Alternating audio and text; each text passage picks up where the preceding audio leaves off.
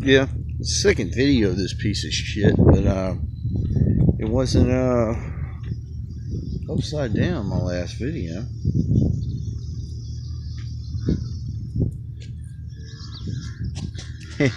Anybody need a Ford rear end? Ah, look, man, they're trying to fucking pull that shit out. I can see the bolts loose.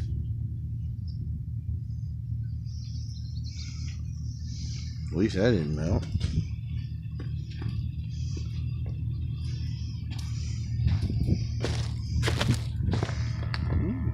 Carrier bearing gone, but fucking dry shaft still in it.